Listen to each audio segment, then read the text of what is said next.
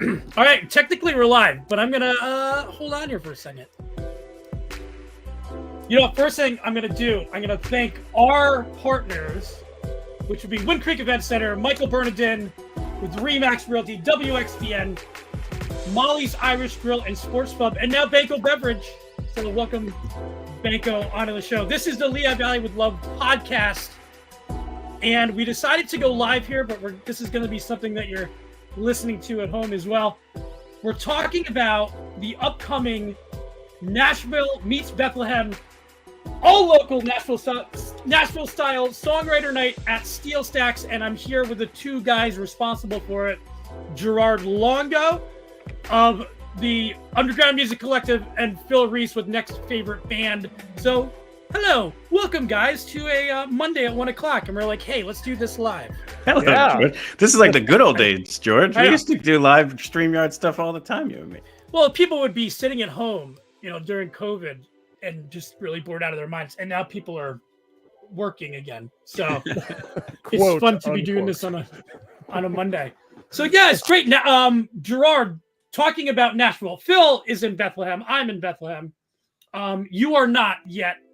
Where are you currently, and when are you coming back? Because this is on Friday. It is on Friday, so I'm going to teleport. Yeah, so I'm in Nashville currently. I'm actually driving up tomorrow, so I'm taking a long trek. And I will be in Bethlehem for Nashville Meets Bethlehem because I'm bringing the Nashville, so I got to be there. But yeah, so driving up, really excited to just get back tapped in with the community again. And we've got a great event coming up on Friday at SteelStacks, so really excited about it. And Phil, who are you most? No, I don't want to do that. Who are you? I was going to say, who are you most looking forward to seeing, but that's not fair. I'll say Gerard just to play it safe. Okay, yeah. There we go. There we go. Well, like, what about this, Phil? You're a big concert goer. You've been going to a ton of them. What about this event, I guess, in general, are you looking forward to? Yeah, I think it's the style. So this was Gerard's idea, where Nashville has this songwriters in the round style. And what it is basically 4 or 5, singer-songwriters will be on stage together. And they may or may not know each other, but they will take a turn one at a time, tell a story, and then share the music that came out of that story. And then the next person goes, the next person goes, then it starts back at the beginning. So Gerard wanted to bring that to Bethlehem, and we've struck up a friendship because of our similar backgrounds. And, we each kind of were handpicking who we thought would be really good for this type of an evening. And so that's what I think is the most exciting about this is it's a way to see a style that isn't necessarily as prevalent here, in Bethlehem or even on the East Coast. And then also these musicians that you may or may not know, if you do know them, it's going to be in a totally different way. Right. Yeah. Talk about that the Nashville style, Gerard. So yeah, can people expect? This is something that goes on is, like you talked about the style of it. So give us kind of a background or an overview of what people can expect when they're at it.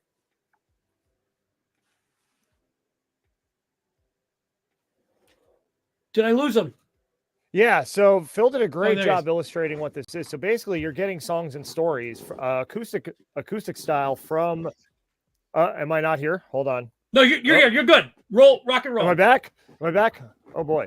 All right. So basically Phil did a great job illustrating what this is. So you're getting acoustic versions of these. Good? Go? Okay. So basically, Phil did a great job illustrating this.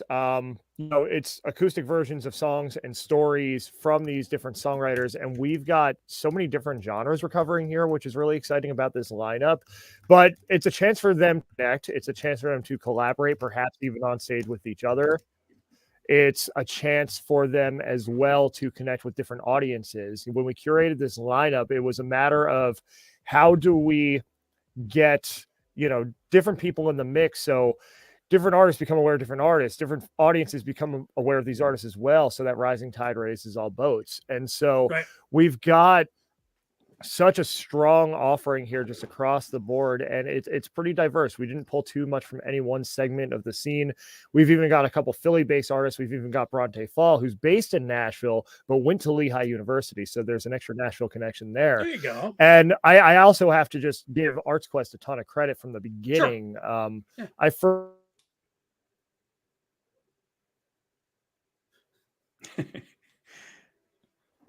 We're gonna let Gerard just marinate there for a second. What he was going to say there was, that they were super supportive of the idea from the very beginning, and really just kind of jumped on it right away when he pitched it to them and said, this is something that we're thinking of doing. Are you into it? And they were not only excited for the ability to obviously have it on their stages there, but also they've been very supportive through all of the promotion as well. Bumby's back. Maybe not. The internet in Tennessee is still lacking. That's the one thing on the East Coast we have.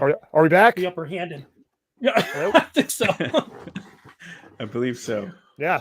I think you have a little bit I'm on Google Fiber. We're going to make this work. Okay. Where do we leave I just off? messed with you.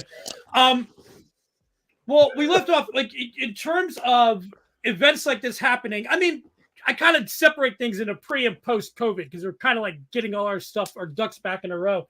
Is it something where we're going to be seeing more of these types of events? Is this what's in fashion now?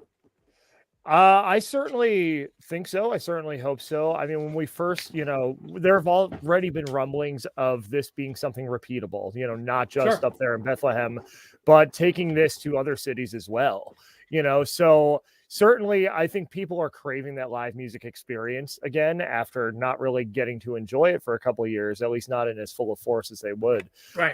So we're definitely looking to make this a repeat thing, not only there at SteelStacks in Bethlehem, if they'll have us, but, I've got my eye on some other markets as well, and to really start building community between these markets as well, between artists, between audiences. What I know Phil and I have always kind of shared is this idea of making sure good music is heard by more ears, Sure. And we're both very much focused not only on doing that locally, but how do we build those pipelines outward? And so that's why this was a perfect partnership. And, again, no better place to come back and do it than home. Underground Music Collective, of course, as you may remember, started as Lehigh Valley Underground up there. And so it's a cool little homecoming for us. And on a personal note, just really cool to see the support that 5 years out of town, like we're still seeing, when we come up there and decide to put something on. So it's really, looking for this to be the first of many, and maybe even mixing in some different types of experiences as well in addition to this. So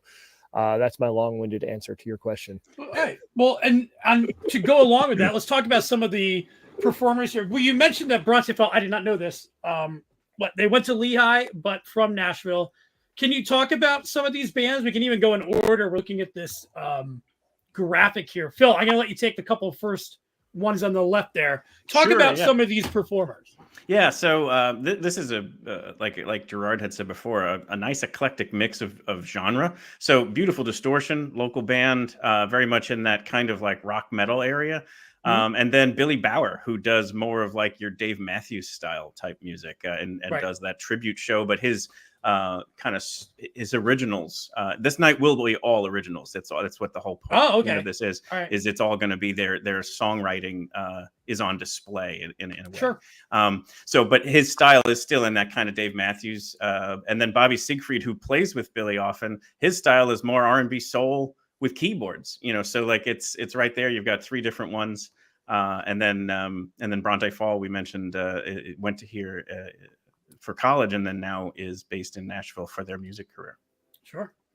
Mm-hmm. And then you want to go with Carly Camino, who, I'm friends with her now. She's an amazing musician. I don't know if you watch her Instagram. She does the wedding, like the wedding music, professional. Oh my God. It's the most it's so fun. Great. That's like one of the accounts. I'm like, I want to see what style of music, because she can do anything. But yeah, go ahead, Gerard. Can we talk about Carly and the other? Yeah, sure. So I actually, I've had the chance to see Slingshot Dakota, of course, Carly being the singer and keyboardist of Slingshot Dakota in my time up there. And they always brought just this raw indie rock, indie pop energy to the stage. And I'm really excited to see how that translates to this format. I think all of these acts, like, have something unique that's going to translate in this format that you might not necessarily get during a full band show. You get to know the songs better and how they're structured, right? And so Chelsea Mitchell of Dirty Dollhouse, of course, Philly-based artist, folky Americana type of sound, and really again, the diversity in this lineup. You go from indie pop, indie rock, with Carly and Slingshot Dakota, to what Chelsea does with Dirty Dollhouse, and then rock and roll with Roy and the Secret People. Mike Roy, of course, has been the frontman of that band up there in the Lehigh Valley for a very long time, and high-powered rock energy, but also they bring it acoustically as well. And then Tioga, Greg Adams from Tioga is going to be joining us as well. And he, on WFMZ, when he was on FMZ the other day, described their music as the Killers if they're at a David Bowie karaoke bar. And he did a fantastic job translating the songs acoustically. So you've got 8 good reasons to come out in addition to getting to hang out with us. So yeah. And how does it work then? For we have 8 performers. Are they going to go like one and after the other? Or they go back and forth? How is the night going to kind of progress? The set will be put into 2 groups. So you saw there those 2 groups of 4. That second group that we talked about is going to be the first group that goes on at 8 p.m. They'll each play 4 songs apiece, one at a time. Then there'll be like a little brief intermission, and then the other 4 people will go up and play 4 songs each. Yeah, and I have to say, I didn't even do this on purpose, but all of the B artists are on the second round. I didn't even do that on purpose. It just kind of happened. But yeah, I didn't even notice it on the graphic till you said that, Phil. B in initial, not in talent. Yeah. So Billy Bauer, Bobby Siegfried, Bronte Hall, and Beautiful Distortion. Because what I think is like there might be a music festival where you'll see all these performers maybe in an evening or if you're walking through, but probably not in this type of setting. Exactly. Or, or maybe in a different venue, but they wouldn't all be there at the same time. So that's where I kind of find really the uniqueness of the event is that, if you were just going to see Carly Commando like this, that would be awesome. But then there's 7 other performers who are going to be joining us. So it seems like a packed night. You guys are going to be there for a while. And one other unique aspect of an evening like this is often the other musicians who are not performing that particular moment join in because they're just so moved by the song, or they may know it and they just want to join in. So those are some of the most special moments, is when somebody just feels the vibe and just joins in with that other songwriter. And to kind of go back on, we talked about this, but the fact with the Nashville style of performer talks about the song, really depending on their expression, they can really deep dive into it or what have you. But it does kind of present a different way to, I guess, experience some of these artists. Do you think so? Absolutely. Yeah, you get to know them on a more personal level in this type of setting, whereas like a full stage show that's full band, there might feel like there's a little bit of distance between you and the artist. Everyone's in the same room, and it's really creating in the blast furnace room a true listening room type of environment, and so yeah, it's definitely, you get to know the songs, you get to know the stories, and you get to be just up close and personal with these artists. And I'm sure everyone's going to be happy to talk, either before or after their sets. Everyone's going to have merch over at the table. So plenty of opportunities to get to know the people and make those connections, which I think is important for everybody in the room, as they look to kind of grow together and support each other and that kind of thing. Yeah, the one time I was in Nashville, I attended one of these. And it was, I forget his name, I'm sorry, but the guy who wrote the song Change the World for Eric Clapton, he performed. I mean, I didn't, I knew the song, but I didn't know the history and all that. But he showed us and explained to us how he wrote it, and then told the whole story of Eric Clapton getting in, or Babyface or whomever. But that was just really interesting. It's something that even to this day sticks with me, just because it was an interesting way to experience that. Yeah, that's super cool. Yeah. And you'll see that all the time down here in Nashville, where it's like you'll have a writer's round full of people who have written number ones for other artists. You go to a place like the Listening Room or Bluebird Cafe, you never know what you're going to hear. And so this takes that concept, brings it to our original hometown, and perhaps builds that pipeline back to Nashville. We're able to do things here. We're able to do things up there all over the country.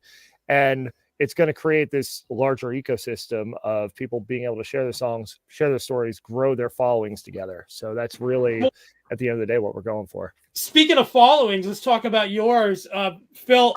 So how is your Next Favorite Band podcast rolling? I'm sure that you're promoting this event as well on there. Sure. Yeah. And actually tomorrow night, Tuesday night, the 14th, we're going to have highlights of Gerard and I did interviews with all 8 of the performers. So our episode tomorrow night will be highlights like this, 8-10 minutes from each one.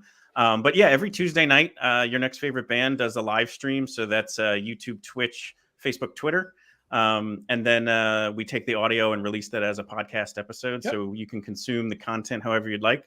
We're up to 83 episodes, actually. So, yeah, isn't that crazy? Break. Jesus. Yeah. So yeah, every week we do we feature a different artist or a musician, and just simply tell their story and share their music. And it's I've said it before, but very much owe it to you, George. You allowed that to kind of germinate under your banner. I always said, like, and I mean this, like, the Lehigh Valley needs its own music podcast, and I'm not the guy to do that, but like, it needs it. It needed it, and that's great. I'm glad you guys are doing that. Yeah. Gerard, before you talk about your stuff, the Underground Music Collective, don't the artists, don't they appreciate this? I would just imagine if I was an art, like, I'm used to playing songs where I kind of have to bash through them, and people may not want to listen to me in between the songs. This is a time where it's like, no, it's 50-50. Like, half of this is learning about the song. Have you gotten that back from the artist at all? Yeah, certainly. And that's definitely a part of what's built in here, is it's a chance to really be heard and listened to. It's hard to, have that captive audience, the same type of captive audience when you're playing at a bar or you're playing, somewhere where music's not the main focus. The music here is the main focus. What we're building through this event, through this concept, and bringing it to other markets outside of Nashville is it's an opportunity to be heard. It's an opportunity to potentially generate multiple revenue streams, thinking like a business, both through a share of ticket sales and merch. It's an opportunity to build your audience. It's an opportunity to interface with prominent organizations in this industry, our organizations between Phil and I, ArtsQuest, of course, it's a chance to really get on the radar, the media opportunities. Of course, we're talking about it with you, George, Sure. Greg from Tioga was on WFMZ the other day. Like, it's a chance to really give artists the opportunity to stand out in an ecosystem, in an environment that doesn't necessarily always allow for that, in an industry that doesn't allow for that. It's putting the spotlight right where it should be. And so, yeah, the artists I know are all really excited about this. They've been promoting, sharing, doing everything they can. I think it's going to be a special night. So let's get some of that information. I should bring it back on screen then, shouldn't I? It is this. Whoops. That's everybody. Wait. There we go. It's Friday. So the reason we're like, let's go live is because this is Friday. It's November 17th. Go to SteelStacks.org. In fact, I'm just going to drop all this in the chat. But if you go to SteelStacks.org, you'll be able to find this event. And there will be walk-up tickets, but, buying in advance just makes more sense just in case. Yeah. What else can you guys say? This is clearly your inaugural type event like this. It's got to be pretty exciting. What are you guys looking forward to the most, I guess, overall? Phil, you want to start? Sure. Yeah, I think what I'm looking forward to is this is going to be a music discovery evening, a music lovers evening. And like you said, George, too, even a musician's evening. Like it's definitely something where you could just go in and not know anything about anybody and just have a nice night of music. But if you really like the music nerd aspect of things, whether it's the inspiration of a story, or maybe they're going to talk about the particular chord that they came across or a progression or something like that, you're going to get some really cool tidbits of stuff. And so for someone like myself, I'm going to totally just announce the evening starting and then sit down and become one of the most transfixed audience members in the room. That's a good point. I didn't even think about that. Like, if you're a musician, to go to watch this to get inspiration as well. That's something to be said. Yeah. And I echo what Phil said, and I'm going to add the community aspect as well. I said, we were Lehigh Valley Underground, before we moved to Nashville. And so it does feel like a homecoming, and just to see how the entire community has rallied around this concept, you know, to the level that it has so far. And we're just now getting into show week. Like, it's amazing to see, you know, and it tells us, you know, as the organizers, that this is something that was definitely needed. It's something that is innovative for the region. It's something that's exciting people. And so to see that community come together, rally around this concept, again, I think it's going to be a really special night. And George, to your point, yeah, tickets might be available when you walk up, but definitely get them in advance. Yeah. I'll tell you that, because you know, this is a hot ticket in town right now, and it's really cool to see people rallying around local original artists. It's a dream come true. I agree. So I said we're going to do this for 10 minutes as we're 20 minutes in. I'm really looking forward to this. You know, all these bands, you know, I've seen. I just haven't seen them all together in one space. And then to learn about their music, you know, listen, Spotify is great and technology is wonderful, but there's something to be said for sitting in the room next to the person who's creating the stuff. Absolutely. You can't get that unless you're there. So yeah, thank you guys, Gerard. Have a safe trip up from Nashville. And I wish you guys the best. I'm looking forward to it. And good luck to all these bands as well. We're hopefully this is the first of many. That's the plan. Yeah, thank you so much. Okay, absolutely. So Nashville Meets Bethlehem at SteelStacks in Bethlehem this Friday, November 17th, 8 p.m. Get your tickets at SteelStacks.org. Phil and Gerard, thank you guys very much. Thanks for having us. See ya.